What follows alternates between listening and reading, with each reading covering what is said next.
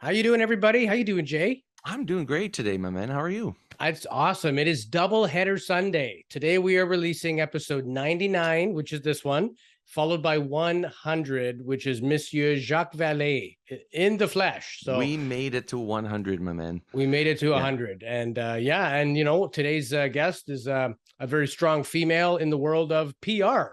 And in fact, represents Jacques Vallée and a lot of these other big name people that you see on our show and other people's shows. They have agents and they have people who filter the nonsense out, and they also shield them from certain shows that maybe wouldn't do them justice. So we're very proud to have her on the show today to discuss what it's like actually making a living out of this type of thing. The good people and the crazies, and how do you balance all that? And also kind of what's making news right now. So very excited. We'll be back right after our intro for episode 99 with Miss Chrissy Newton.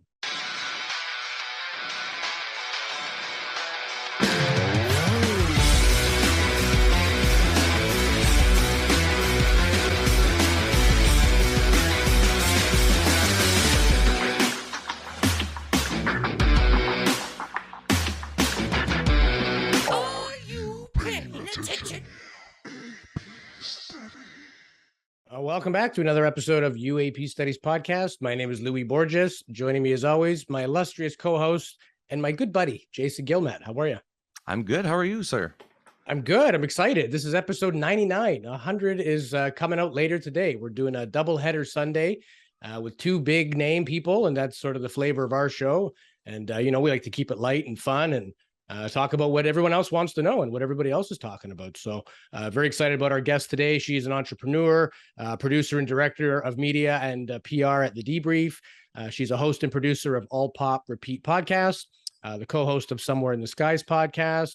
Her own podcast is Rebelliously Curious, and she is the founder of VOCAB Communications. We could go on all day with her titles. I don't know how she has the time to do that.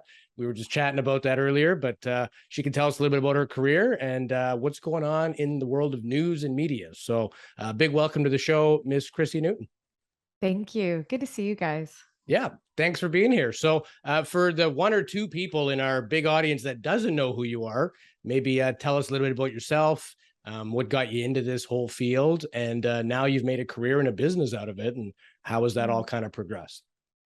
Yeah, well, how I got into the subject of UFOs, how I got interested in it, was when I was a little girl because of my dad. And I've told Jason this before, and anyone who's ever heard me speak generally knows that it was my dad who was that conduit in. He had a UFO experience when he was I believe he was 18, in just north of Toronto with a group of people. He had a UAP sighting, and I took a photo of it. And when I was a little girl, he showed me that photo, and it like lit up everything inside me. And from that day forward, him and I have always had this interest in UFOs, and we talk about it all the time, compared to my other side of the family not liking it all the time.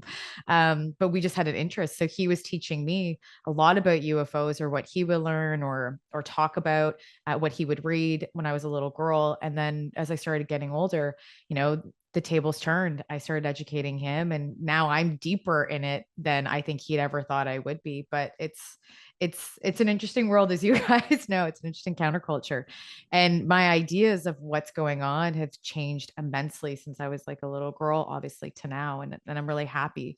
So outside of that, as some people do know, I work with The Debrief. I am the director of media and PR with them.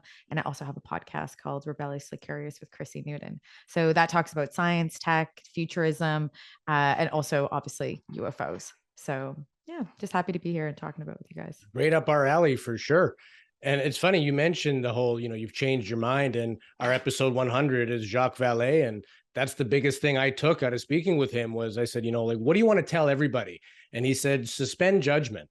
Even Jacques Vallée has changed his mind a dozen times in 40 years of doing this, or however long his career. So don't get too fixed on things that we really don't understand, and allow that room, give it the space to grow and become whatever it's going to become.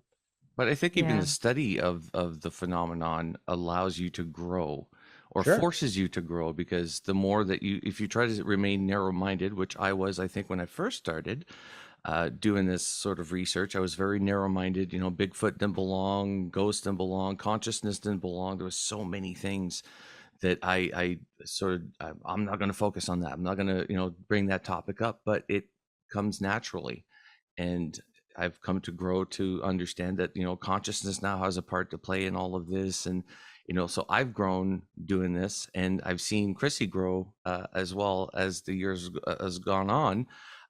Is there anything for you, Chrissy, that has really changed? Like a viewpoint maybe that you had before that has obviously flipped over now? Like, have you found any of that to be true in your studies in this phenomenon? Yeah, that's a great question. I looked at the aliens was always a big conversation, obviously, because of culture feedback loops when we were younger. Um, Obviously, entertainment propels those cultural feedback loops. So I was really on like the alien hypothesis when I was younger. And then as I started reading, and obviously, we're trying to put some science around this or something around this so we can figure out what it is. It really started to evolve into like, maybe this is AI, and like maybe if it is extraterrestrial, if it's coming from another planet, for sure, is it AI? Is it interdimensional? So, I've sat in the interdimensional more than ever. Sorry if you can hear the truck in the back, or Makes it authentic. Yeah, It's it makes it Toronto, authentic. man. There's Yeah. crime everywhere. perfectly Toronto. Yeah. And so I had like that theory in my mind, and I was always kind of moving towards that. But then later I've really been looking at, the like AI theory, like what if they're probes? What if they're coming here? We look at orbs, we look at Skinwalker Ranch, and we have blue orbs and we have yellow orbs. And even just if anybody's read the first Skinwalker book, looking at these blue orbs, they said when they were close to them, there was like some kind of liquid in them and there was moving, and it was like really mechanical, the family said. So I've looked at that more than ever, and I'm kind of leaning that way. It doesn't mean that it isn't alien, and it doesn't mean that it's not coming from off world, but we just don't know. And we also don't know if it's interdimensional. So I find those really interesting. And I try to learn more within that side. And then, trying to understand physics too. Like, I'm a communicator. I'm not a physics person. And so when you're reading, all people that are writing physics articles and they're talking about this, along with this, just trying to follow along the science with it, like this area of study, someone said to me, like, you have to be an intellect to like it. And I said, I think so, to an extent. I said, but I'm not here to understand, or I'm here to learn and try to understand all those areas that make up the study. But myself, that I contribute, is an area that I know the best in my expertise. Right. It's evolved. I like to ask you guys the same thing because I'm always curious what everybody else thinks too. I like the whole Hal Puthoff ultra terrestrial. I mean, you have extraterrestrial, extra tempestrial, according to Michael Paul Masters, interdimensional, interstellar. But the whole ultra terrestrial is sort of the theory of, again, suspend judgment. It may not be one or the other. It may be everything and then some. It's an all encompassing term to really try to grasp something that is, very abstract. And to your point about physics, there are physics and there are quantum physics. And even people experts on either of those don't agree, because quantum says, yeah, the crazy is possible. And rigid physics says, no, if it's not A plus B equals C, that's not proper math. And you can't bring that to the table. So as soon as you get into the quantum world, now mysticism and everything else becomes possible because it's consciousness based. And like this whole rabbit hole starts to unfold. So to answer your question on that, I think it's the all-encompassing term, ultra-terrestrial. Who the hell knows for now? Right. That's the who the hell knows hypothesis. Yeah. Yeah, I think it's all the above. I think it is, all of what you mentioned there, the ultra-terrestrial, the extratempestrial. It could be extraterrestrial, could be, something that has lived here among us that we just haven't paid attention to. And literally at this point, I'm starting to think that this is why the government doesn't just come out. And we always say the government, well, the powers that be that are in control of this don't just come out and say, hey, we're dealing with, one extraterrestrial race. I think we could all agree that we could maybe agree to that as a society, go, okay, we can deal with that. But when you're saying we're dealing with a multitude of different things, some of these things are from other galaxies, some of them are from other dimensions. We can't control their comings and goings on this, planet, and it's a threat to us. So far, I don't see the threat, and I know there's a big threat narrative in the States.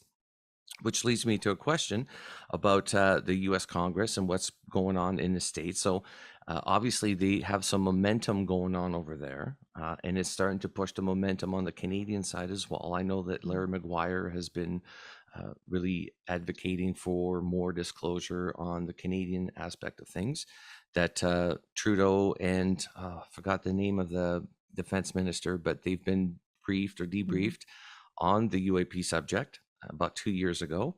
So all this is coming to light, and we're starting to understand that there's a North American sort of, I wouldn't say coalition, but group coming together. What are your thoughts on the momentum that's taking place right now in Canada and the United States? Yeah, I think it's great. Canadians actually have a lot of data on UFOs. We have tons. Chris Rakowski has so much of it. And I did an interview too with Chris Rakowski and asked, who has more data and who has better probably data right now. And it's actually probably Canadians. And I find that really interesting because it was more free to be able to be passed around. Transport Canada, they were able to, Chris had a whole bunch of it. He was the only person. So we know that multiple different like Shag Harbor and multiple different incidences that have happened in Canada. We've had, American and Canadian forces for the RCMP to different people, I'd imagine within the CIA, or who've come out and looked at those crashes like Shag Harbor, for example. So we've shared data. We've had our own kind of Canadian Project Blue Book too, when we're looking into it. So we have a big hand, I think, in this topic, and we need to be more inclined to talk about it in the data that we have now and be able to analyze it. And we get people like Daniel Otis, shout out to Dan, amazing journalist advice, really following this Canadian beat. And I respect him for it because he's really one of the only ones that's doing it really, really well and has a larger voice in it. So I think we're going down that road. I personally like to talk to Larry Maguire myself too, and see where it started. But when I asked Chris Rakowski, Chris told me that it was an interest that he had and it wasn't a political agenda. And that's what my concern was, because before Larry Maguire came out, I had a little bird tell me that Canadians were looking into it. So I started looking into it about 2 years ago of who was looking into it in a political stance. And it was first the conservatives. I can say that. Wasn't so much of on the liberal side. And when I ended up looking more into it, I was seeing that it was people that were former defense and now still work politically within the Canadian government, but they were asked to be briefed. So I was following that bouncy ball for a little bit on my side, just interested as a Canadian and a video journalist. But I know that Daniel Otis has been obviously taking that beat and just been running with it and doing a fabulous job. And, he keeps me up to date too. He'll send me tweets and, we talk about it because it is important. We are North America, and we are two different countries, and for sure we have similarities and differences, but not to change the topic too much, but we're getting into a place with massive climate change happening within North America, and we will probably have a whole bunch of American climate refugees that end up moving to Canada probably within the next 20 years, I would imagine. Because we're moving to a 4°C planet. So with that said, we probably will have more conversations about government and our people, and talking and sharing all different types of information between American and Canadian governments. So UFOs would for sure have to be one of them, I would imagine. So we're jumped on the bandwagon now. So it's good. We started. I think Canada's had a lot of information just because of NORAD. I mean, even in the Cold War, Canada was a strategic position to make sure nothing's coming over the Arctic cap. And, so I think the Canadians have had that info. But again, you look at someone like Paul Hellyer, the former defense minister, and he gets called to go to this, apparent crash site, and the Americans are already there cleaning it up. So he's like, hey, I'm supposed to be the highest guy in the military. How do I not even have access to this? And how am I the last guy to know, as far as rank? So I think there is a partnership. And again, maybe that it's something that's not advertised. And again, you look at the Nimitz video, the guys land in a black helicopter with, no uniforms, take the footage and bugger off. Like, who are those guys? So maybe they exist in every country, or maybe it's one group, or who knows, right? I mean, it gets strange when you start to try to think why. But in terms of actual content, I mean, America has a lot of the information we absorb has come from an American source. But I think Canada has just as much information on the government level, just because our strategic position and our vast size. Yeah, we have a lot of data. Like we have a lot of data that's been collected because we've been able to, and sending it to one person that has an interest in UFOs and is able to analyze it and come out with yearly reports. Like it's unbelievable. Yeah. And so the question next that I asked was, are we going to have a UAP office? Some people in Canada want that and some people don't. I think that we're probably going to move towards a UFO office, a UAP office within Canada where we're sharing information with the states. But the challenge is then does that become more classified? Because before in Canada, you could get your hands on stuff, like you actually could, and you could talk about it, and you had records of, the RCMP going to crash sites. Like you would never get that in the States, but you were getting it here. And that's why that makes that data so important. But if we do get a UFO office, will it stop that free information flowing? And that's a little bit of a worry, I think, for most. Yeah.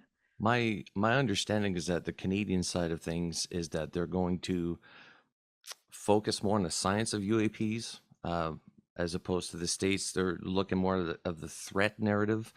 So, everywhere that they look, it's like, we don't know what these things are. It could be a threat. They're, invading our airspace and waters and all that jazz.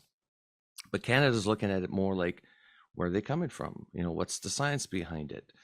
So far, there doesn't seem to be like, I don't know if it's a Canadian way of looking at it and trying to be more polite with the subject, but I find that the two countries have these different narratives that I don't know if one's going to affect the other, but I really hope that they sort of mesh together and we don't look at it as a threat narrative of just trying to more understand what the phenomenon is, right? As far as the Canadian side of things, have you heard anything on a political movement? Like, is this something that they're going to start talking about maybe more in their campaigns when they're campaigning? Maybe people start addressing the UAP phenomenon. Like, do you think that's a possibility? It could be, but right now, 2 years ago, when I heard the Conservatives were looking into it, I was like, okay. So I ended up doing a little sleuthing myself and was asking other people that I knew that were working with this particular politician and was seeing, is he running for prime minister? I was asking all these other questions and they're like, why are you interested, Chrissy? And it was like, oh, the PR side of things is just more of a journalistic and personal interest. So I got deep into people that were working aligned to this person. And no, it was just very much of an interest. And so I hear that with Larry McGuire too. I haven't done too much sleuthing on my end about Larry one day more, but from what I've heard from other journalists that are working on the beat and and Chris Rakowski in my interview, that it really is just an interest. But I hope they don't make it political. It doesn't need to be political. We can have an example of bipartisan within the States and we can use that as well. But to be honest, Canadians are very conservative in the way that we do our media and the way that we even as ourselves as a country, we're more conservative in the way that we are, not in political, but in the way that we're talking about the subject. So I think science for sure. We look at the Dunlap Observatory and tons of other universities like U of T that will be able to do more research in this or would be more interested in it. So, and they're talking about it. I've heard, I go to Astronomy on Taps from the Dunlop Observatory in Toronto, and they're talking about the, potential of extraterrestrial life. They're talking about not so much the physical objects of UFOs, but they're open to have those discussions in larger forums in major events. So we're seeing that there's interest, and I think we'll go more science. And I personally don't think it's going to get too political. Also, we have a lot of people who like the subject in Canada and they fall, and like you guys would know, you get tons of Canadians that probably talk to you on social media, but we don't have a lot that have a voice or in front of a camera or behind a microphone or anything like that, or even in the media that want to come forward. There's only a few. So maybe when we get more of those people, or maybe have a little bit of a larger voice, and maybe we will start campaigning for more information too, if needed. But right now, I just don't see it being as a major Canadian issue right now. We already have to deal enough with our own politics. I think it has to do with your military mindedness. The Americans are very military driven. And I think Stephen Greer said, when you're a hammer, all you see are nails. And Lou Elizondo, and those guys are conditioned military wise to always be paranoid, always be on guard. And you need that to survive in a battle situation. But in a day-to-day social interaction, it's not always necessarily a threat. And I think some of them have approached Canadian politics and tried to sow the threat narrative. And we're more like, well, hang on, before we start drawing guns, let's just see, maybe it's something else. Let's look at the science end of it. So I don't see them cooperating as well as we may think, just because they're somewhat different in the mainstream beliefs. And to your point about Larry Maguire, we reached out. We had somebody from, let's just say, he works in the intelligence world in the States, and he wanted to have a four-way panel with a very influential person from the US, an equally influential person from the UK, one from Australia, and one from Canada. And he reached out to us and said, this thing is set, ready to go. We just need Larry Maguire. And we reached out, told him what we want to do. Mum's the word. Like, don't want to talk about it. Don't want to go on record. I mean, he stood up in the House of Commons and said, I suggest we share what we have with the Americans. And maybe he bit off more than he could chew. Or maybe it is just a personal interest and he doesn't really have the right to speak on behalf of the government. Whatever reason, I emailed his official work, which is like, if I was in his writing, you'd have to respond. Emailed him personally. Every social media platform he was on, didn't want to talk about it. So I think there may still be some stigma, and maybe there are some real ramifications about talking this stuff out of turn. Like, if it's not your job to open your mouth, you probably shouldn't open your mouth. And so it was just interesting that that was the response that we got, even on the Canadian side. Well, he probably doesn't want to have the look of, unfortunately, what Paul Heller had. Paul was a great man. Like, I spent some time with him, and he really cared about the UFO topic. But to be honest, he really cared more about the concept of finance and what was going to happen in the banking system. He wrote a book called Money Mafia. So he had, most people don't know that he had an interest in UFOs, but he cared way more about the central banking system. Right. And I respect that for him immensely. But I think that's why Larry Maguire might not want to go down that road. He's saying, we need to look at this. We need to have a conversation. Nobody else is. He's interested in it, but it probably doesn't want it to affect his work. And right now, there is no real other Canadian conversations that are happening. He's really the only one right now, and our Minister of Defense. But their mum's the word, I would imagine, because I think they think that maybe Canadians don't care as much too. They're like, let's focus on other things. Let's talk about those instead of talking about UFOs. And here's the thing is Canadian media does pick it up, but they don't at the same time. There is only, and I've had this conversation with Chris again, and we spoke and keep referring back to him, but he is like a Canadian encyclopedia of Canadian UFO sightings and events. He does a majority of all the press in Canada, right? Which makes sense because he has a lot of data and he's been collecting it over the years and he's so knowledgeable. But he says, yeah, for sure, they talk about it, but it's only when Americans talk about it. And that's what I find really interesting, minus Dan Elotis, but media just won't go and, write about the topic in general. It really has to be something that happens in the states, like, for example, maybe this is something that we do now as an experiment, is we have the next a report that might potentially come out next month, right? Unclassified report. So if that comes out, we'll see 2 weeks later that Canadian media will pick it up. They won't pick it up right away. It will be someone that's on the beat that will, but outside of that, it's probably going to be 2 to 3 weeks later, they'll pick it up and then they'll talk about it just because Americans are talking about it, and then it will go away. And, I don't know how I feel about that. I feel like we should have our own voice in the Canadian space, or UFOs are part of the news system. No matter if anybody likes it or not, they influence the news system right now, and they are a facet and they're a beat of it. They really, really are. We have more journalists in the States and around the world that actually cover the UFO beat. Like, who would have ever thought that? It's insane. Yeah. So we don't have a lot of them in Canada. We need to start creating that so we can have more conversation in our own space politically, but also then being able to compare it. And also we need to be able to be ready, because if we do go into the United Nations, who's going to represent us in a Canadian space, right? And who's going to be able to talk about that? And we should be able to cover it, and we should be able educating journalists about at least the basic history of it. And then how do we cover this moving forward since 2017? Because that's the easiest thing to do for them. Here's some basic understanding of what's happened in the past. Here's the Coles notes, obviously, of what's happened 2017 to date. And now we can go start forwarding, having better conversations in Canadian press. I think it's population related too, right? We're 30 million people. So whatever percentage of that is a UFO buff is a much smaller group than in the US with 330 million people or whatever it is. And they have all these documented cases, and they've had, mainstream movies and shows. So they're way more indoctrinated down there to the possibility that this could be. So I think it gains more movement in the States just because of the sheer number of people willing to talk or that have spoken, that kind of paved the way. In Canada, we're still looking for somebody to break that ground and be the guy, right? But again, maybe Larry Maguire. I mean, he's a a counselor in the Maritimes. It's not like he's the defense minister or somebody with real rank. And maybe he knows he can't speak on behalf of the whole country just because that's not his job, right? Canada needs its own Lou Elizondo. Yeah, Like, exactly. we need somebody That's to come basically out, what you I'm know. saying. Yeah. Yeah. Guy McGee from Guy McGee from Quebec. Gimli, Manitoba or something, you know.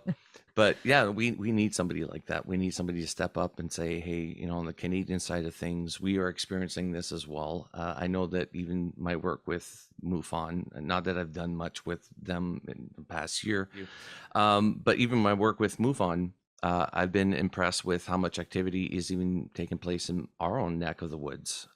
You know, and that's just in BC, right? British Columbia, and there's so much activity. And I'm just thinking, okay, this is just a tiny little spot in Canada. How much more is it taking place, you know, across the country? So my guess is that there is an interest here. And like I mentioned before, I think I've spoken to you about this before, Chrissy, but I always have people just randomly come up and say, hey, psst, I saw them once, you know, or just, you know, this one time I saw this light and it landed like, I didn't ask them, and they're just, you know, divulging this information. So I know that a lot of people are experiencing these things in this country, but you're right. As much as we have open information about it, I think we have 2 coins officially, like the Shag Shag Harbor. Harbor coin, I know that. Chris said there's a 3rd coming out now. No, we have 5, I think. We have 5. We have 4 and a 5th coming out, or we have 5 and a 6th coming out. There's one coming out soon again. That's crazy. Yeah, because there was are they doing the red one that was in Manitoba, Red Charlie or something? I think I want to hear. Why do I want to think Ottawa? Why did I think it was Ottawa that he said to me? I can't remember. But I gotta collect those coins anyways. If I see them, then I gotta collect them. You gotta phone up the mint and get your own set. Yeah, exactly. Maybe a UAP Studies one. You know, get one, an official one. But yeah, no, I think Canada has a lot of great cases, but you're right. Our media does not cover this subject well.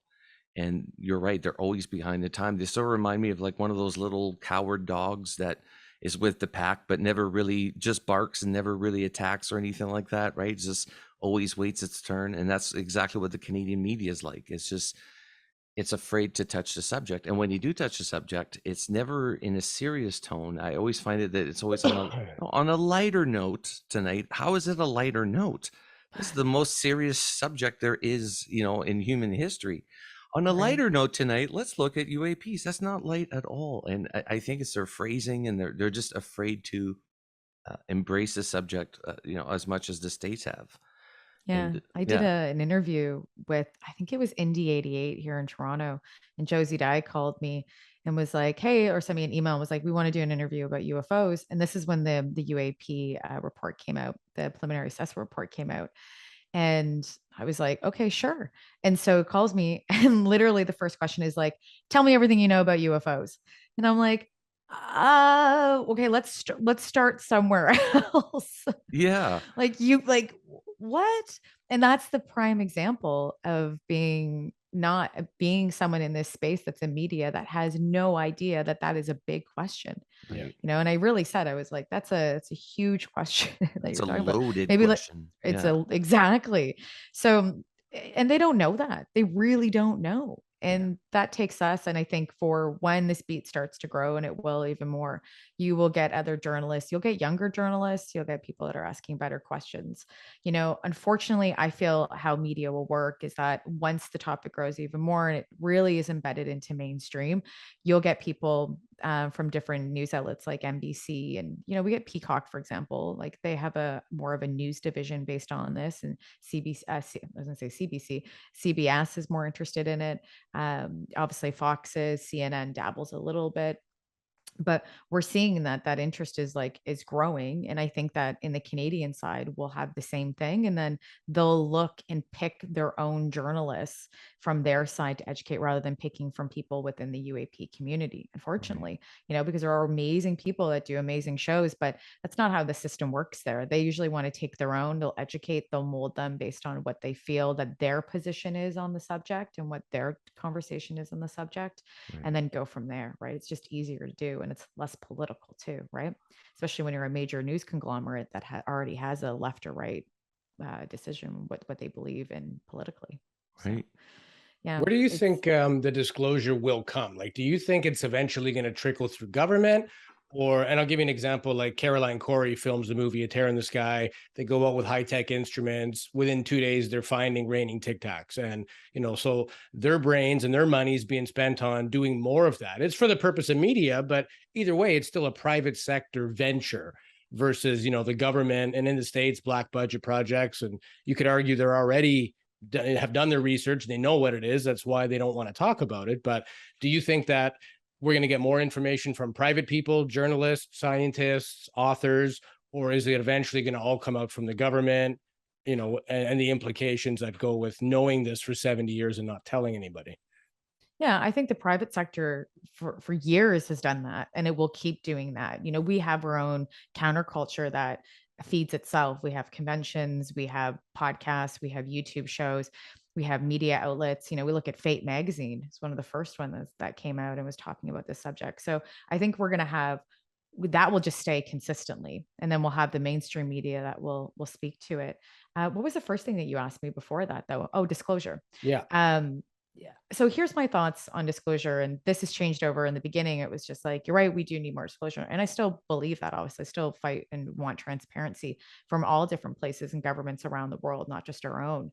But I also think that disclosure doesn't really exist in my mind. And the reason why I say that is because every single time we get to a point, we don't know if we're in disclosure or not. And we still don't know. And technically, I would say we kind of are, but are we?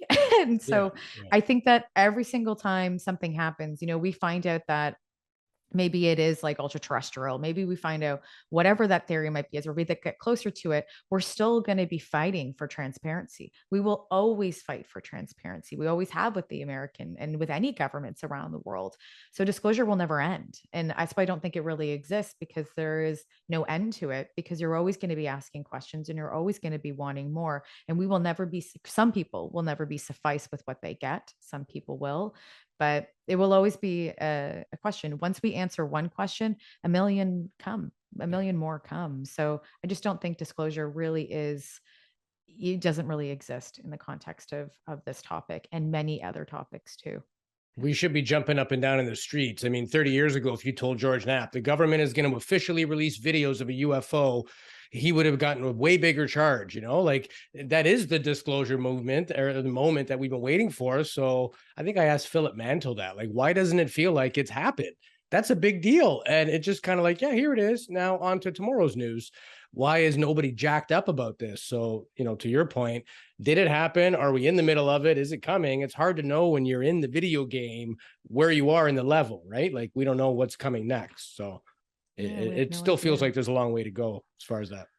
I think it has to do with the population as well, because let's face it, we live in the TikTok era where attention span is very, very short. This subject requires a lot of reading and looking into. It's a lot faster than just a few videos on TikTok. And I think is where some people are saying, you have to be a little bit more cerebral to be into UAPs. I think was it you that said it not too long ago? Yeah. A friend of mine said that to me. Dan McClare said to me, he was like, you need to, we went for dinner in Toronto. And he was like, you really have to be an intellect to a degree to be in this. And it's not saying all of us are intellects, but you have to be interested in all areas of study. And you have to be willing and open to, start reading physics and looking at quantum physics and understanding it. Just if it's propulsion systems, all the way down to like the politics of this, along with entertainment, culture, people. It's a huge area of study. Jonathan Young said that, right? Exopolitics. It's the politics associated with disclosure. Like, what does this all mean? That's a whole study in itself. Yeah. Then you got the social aspect of it, like how are we going to respond to it as a society, as a species. It's quite spiritual ramifications too.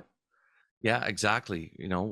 Are people going to lose their faith? Is there going to be more faith because of it? Like, there's a bunch of, it's going to get weird. Let's just face it, as the years go by with this subject. But I think we're in the weird phase. We've appeared on a couple of shows lately, and it's at the weird phase. We've arrived. Times are weird, but it hasn't been normal for the last 2 years. Let's just put it this way. Agree. With the Whistleblower project, or protected by the Congress, do you think we're going to get more whistleblowers that are going to come forward, or is there still going to be that either one stigma or that fear of repercussions of losing people's careers, reputations, you know, financial gains and all that? Do you think the whistleblower aspect of things for Congress, is that going to pan out? I think so. Yeah. I think people are going to come forward. I really do. The question is, if the people are coming forward, is what's your motivation? Right. What do you think that this is? So I should say that, and I'll preface this. It doesn't mean this for everybody. This only means for maybe potentially, and we've seen this, that people exploit this subject immensely. So people will come in not understanding the mechanism of entertainment or understanding the mechanism of news, they understand the mechanism of PR, and they come into the subject thinking that they will be a celebrity or they will make a lot of money on this, when they realize that there's not. And in this space of entertainment, and I include news and all of this in here, the only people that make money are the people that are producing the pieces and the people that are distributing it. Talent or anything like that, if you consider, we'll say talent lightly, or experts, Yeah. right? They don't make any money. It's just the way it is. So a lot of people I think some people come into this conversation thinking that, oh, okay, I'm going to make money off this and I'm going to be some messiah. And I'm not going to name names, and that who thinks that they might be a messiah. There's a few names out there. Yeah. There's just a few floating around, just a couple.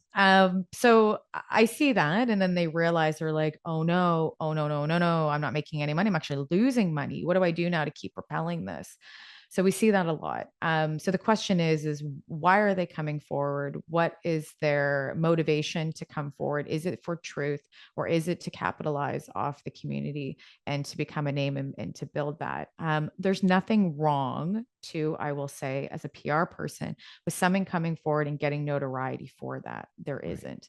And there is no problem making money in certain degrees if you are not using and abusing people to make money, or lying to them to make money. That's where I have issues myself. But outside of that, people do have to make money. We have podcasts, we have shows, there's media outlets, there's all that kind of stuff. People do make money. You have to make a living. And if you want to have to push this topic, you're not going to make a lot of money. And some people do, but some people don't. And you do it because you love it. So the question is what is your motivation coming forward? Like, are you looking for an answer yourself? And a lot of people are, because they're experiencers of all different degrees. And they also feel that this topic needs to be forward because they've had a hard time keeping it in internally their whole lives. Lots of people. And then we get the question is okay, well, who else, what is your background? Are you a Richard Doty? I call it doing a Doty now. Are you doing a Doty on us? It. Right. And so I'm going to get a shirt that says doing the Doty. It's like, don't Doty me. That sounds bad. I think we can cut that part out. Fair point on Doty though. Like, were you lying before and now you're telling the truth, or are you still lying, or have you never told the truth? Like, when you're an on the record liar, how do you get anyone to listen or believe anything you have to say ever again? We've debated having him on the show, and he was willing to come, and we're like, we're going to get roasted, man. People are going to say, oh, that guy's a piece of shit and all the rest.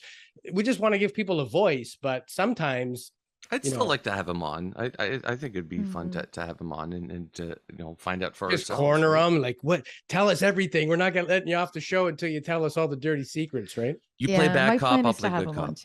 Yeah, 100%. I'm actually really want to talk to him because I have a lot of different questions around that. Even to date now with Richard Doty, I have a lot of interest. When you start gaslighting people on a high level, I have some really questions about your own moral intentions too. But, and how can you do that? It's just, it irks me. That's another topic. And then why now as well, right, Chrissy? Because it's like, why would he now tell the truth now that he's retired? Is it because he's allowed to, or because he's still engaged in the disinformation, or like, there's so many questions now. Yeah. If and also he is to what me, he it's says like, he wouldn't be allowed to talk, if he actually was that guy.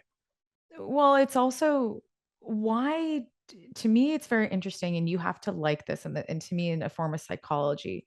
And I don't want to label him as a name because I don't think that's fair, and I'm not a psychologist. But my thing, you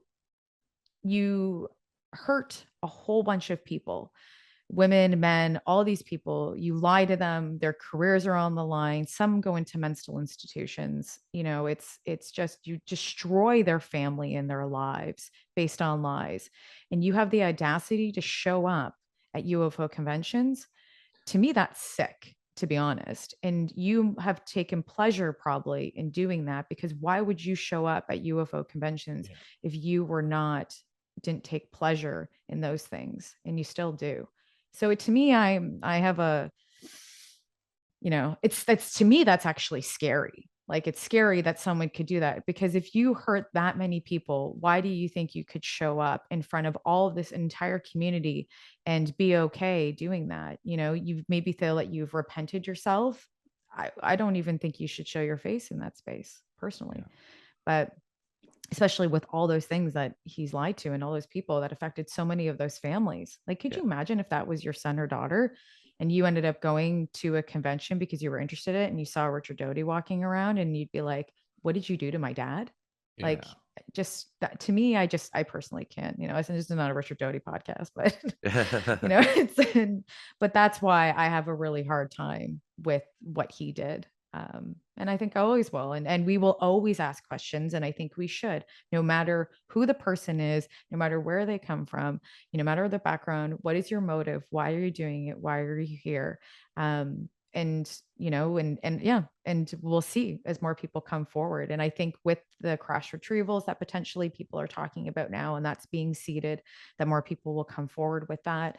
We're looking at more people within the government for sure. We're going to have, but again, what's your motivation? And let's be honest, misinformation campaigns can come out that way too. So I think we're always going to be asking, and that's the unfortunate thing about this community. And it's so sad because you're always questioning all the time. It's so hard to just believe in your own, what you've been told, or feel that that's the truth, because you're not always sure. So you always have to keep learning to be critical in the way that you think too.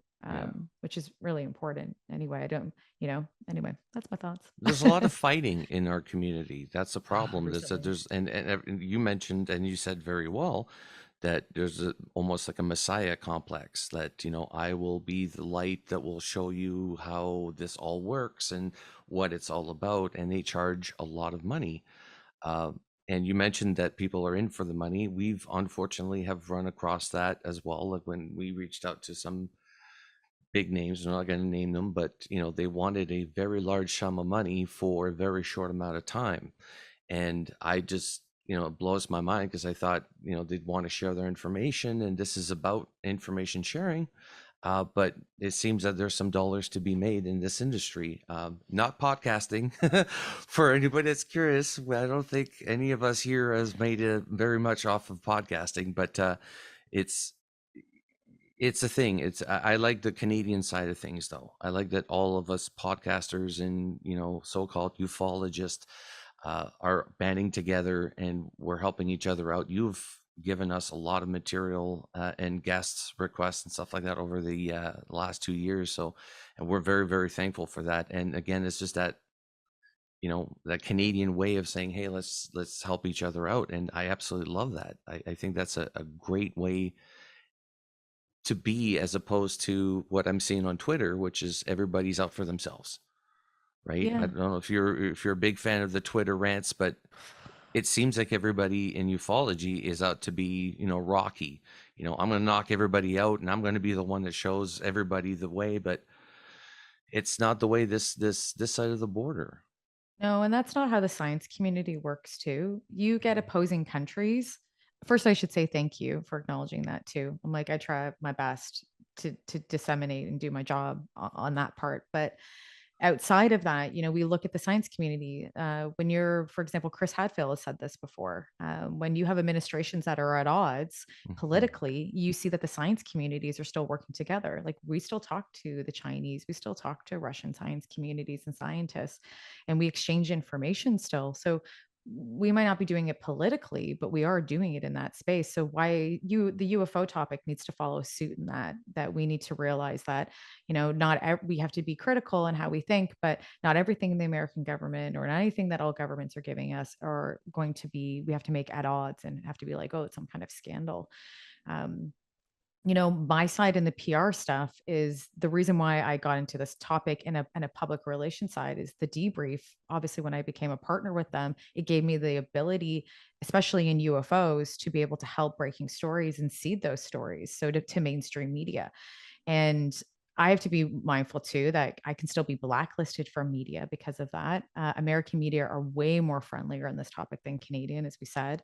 But my job is to disseminate that information. And I've been lucky to work with Ariel and Jacques Vallée and some really wonderful, and Christopher Mellon and some really wonderful people on the PR side with the debrief and not with the debrief, and be able to connect them with places like The Hill, or put their articles or put their space or their thoughts about UFOs, or just in generally anything about the subject, put it into mainstream media. And that's really important to me. And that's my goal.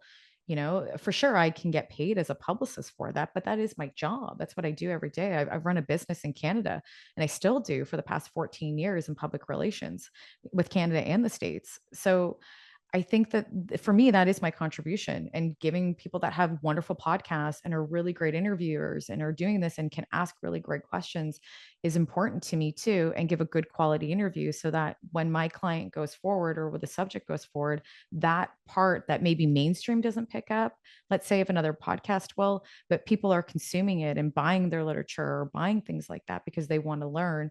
And then hopefully mainstream picks it up as well too.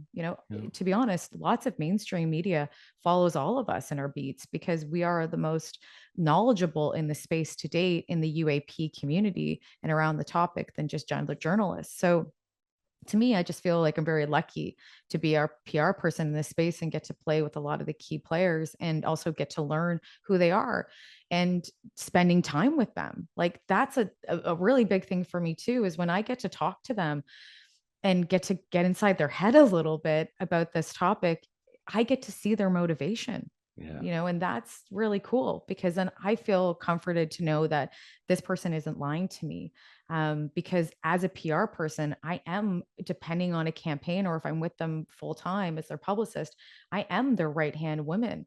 So if they're lying to me, I'm hopefully, I'd be able to figure it out. And that's my job, actually getting better at learning that and being able to figure that out too. And to feel if I'm getting sucked into some misinformation campaign, but I don't feel like I am. I feel like the people that I've worked with have actually been very sincere, and they're doing their best, and they're spending their own money trying to get this forward in their own time because they're genuinely interested and they really do love the topic. So that's how I feel. And right now I haven't worked with anybody. And if I ever do, trust me, I'd be one of the first people to tell you, because just because I'm a publicist, I have morals too and values. Yeah.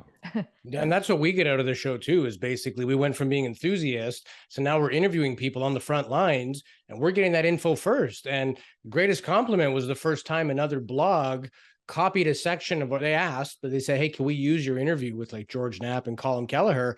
Because we had them say things on the record they'd never said before. They clarified the difference between OSAP and ATIP and where the money really went. And so it was like we've arrived, we're creating this media now. We are part of it. And I think podcasters in general have very good intentions, right? We're not out for the money.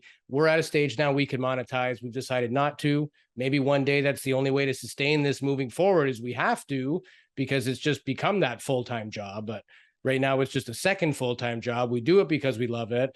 And my own personal opinion, and the reason I agreed to come on the show, was I know how hard it was to find good quality content amongst the tsunami of nonsense out there. So if I can be a small part of helping to generate that, and a lot of our comments on YouTube are, hey, finally a show where they're not full of themselves and they let their guests talk. And that's a big compliment. And that's exactly what we're trying to do from our end. And we know you're in the same boat as well. Maybe it's because we're Canadian. Maybe it's because we're just well-spoken, or we are intellectual. But I think the rush of getting that information out is worth more than the money would be, for sure. Yeah. And to the point too, the what I love about this as well is that from the onset we decided, let's have everybody on, right, and get their knowledge.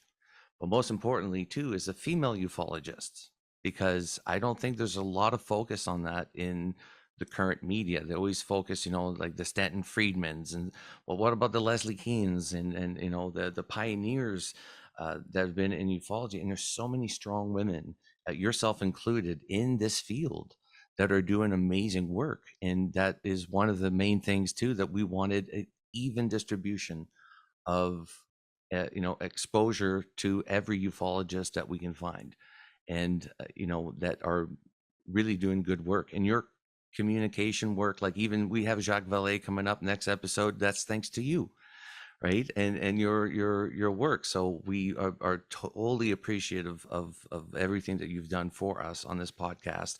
A lot of people don't know that, but you've contributed a lot to our show, and we're very appreciative of that for sure, because it feels like we're a true friend of the podcast, and we appreciate that for sure. Well, thanks, guys. I appreciate that. I promised myself I wouldn't cry. I know. I know. Where's the tissues? Like a group hug. Just a group hug. We're all there for each other. Hug. Yeah.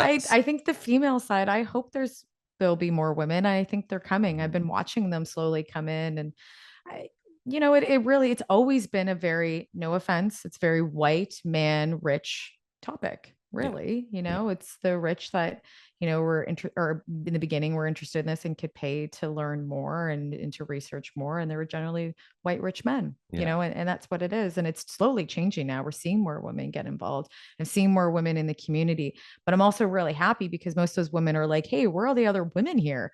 And so people will put up their hand and they're like, okay, great. And we follow each other and we talk. Doesn't mean we all agree on the same opinions of what's going on, but I respect them for being in the topic and contributing. There's lots of women in the past too. Obviously, Leslie, I think is unbelievable. I don't always believe in some of the stuff that Lynn Moten Howe, but she has contributed, oh my gosh, so much information and so much research over the years. I have so much respect for that. I respect all of them that have, and I think that there are more. I'm starting my journey on this as much as possible in the past couple of years, but I look at them and I learn maybe what to do differently and what to do better, and where can we contribute in our own space. And there's a place for them, and more women will come, as it gets more mainstream. I think for sure more women will be interested in it. It's just in due time. That's it. Yeah. Because I think, I'm a huge believer in the abduction phenomenon. And I know that this whole, a lot of females are reported to be abducted, probably more so than men. And I just want to hear that more from the female side of things, right? Because we do have some research, but I'd be interested in hearing more females come forward in ufology, and also as witnesses or experiencers, just to come forward and say, hey, this has happened to me as well. We got guys like Jim Semivan that came on, and during his time at the CIA, while he was a spy, for crying out loud, he had an experience with his wife at home where there's like 3 little entities come into his room. Like, while he's working for the CIA, he's having experiences, and he's now coming forward about that now. And that is equal to what's happening to females across the world as well. They work in the Department of Defense as well. So there's experiencers everywhere. And like I said, it's just great to see female ufologist, if we can say ufologist. I use it lightly, but it's just it's we're usually something that ends in gist. You're certified, you went to school or something like that, right? But we use it as if we're professional ufologists. It's just a loosely termed, kids. We're not really ufologists, we're just enthusiasts.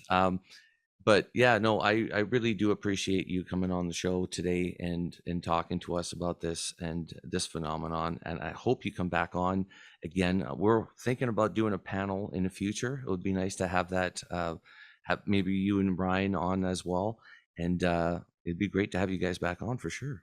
Yeah, I'd love that. If you do a Canadian panel too, and Larry McGuire's in there, I'm in. That's good. We'll reach out to him again. We'll see if we can do it a second time here. Yeah. Well, this time we'll probably send him a video invite, which is a little bit more personable, maybe. We're just threatening him on a personal level. We know where your family is. We have pictures. Yeah, we wear masks and Sunday, everything. Yeah. 11 a.m. UAP Studies Podcast. Yeah. Be there, 8 a.m. Yeah. Exactly. Awesome. That's what you guys did to me. No, just yeah, exactly. Yeah, exactly. Now you're free. You're free to go.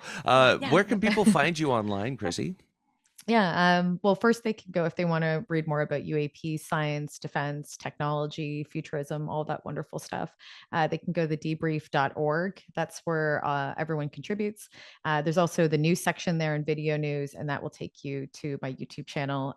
My show on the Debrief channel is called Rebelliously Curious with Chrissy Newton, and it's also on all streaming platforms now, finally. So you can go anywhere from Spotify to iTunes to find that, or Apple Podcasts, I should say. And then I'm also I have a friend and I are relaunching Alt Pop Repeat, which is it's about how counterculture turns into pop culture. We do talk about UFOs, and we do have 2 UFO episodes in there, one with Dave Foley and one with Jeremy Corbell. So people can go check that out. But mainly everyone can check my work out, The Debrief. Twitter is @Chrissy Newton and Instagram is being Chrissy Newton. And those are all the wonderful places you can find me. Perfect. And Louis, do you have any final questions for our guest today? No, I just want to again extend a warm thanks again for all your help and support over the years, and just for being a good person who has the right motivation behind this. If it wasn't for movements like yourself, particularly women and that type of thing, this wouldn't really have the steam that it's now carrying. So you're blazing the trail. Keep doing it. We appreciate it. And thanks again for being on the show. Awesome. Thanks, guys. It's very kind words.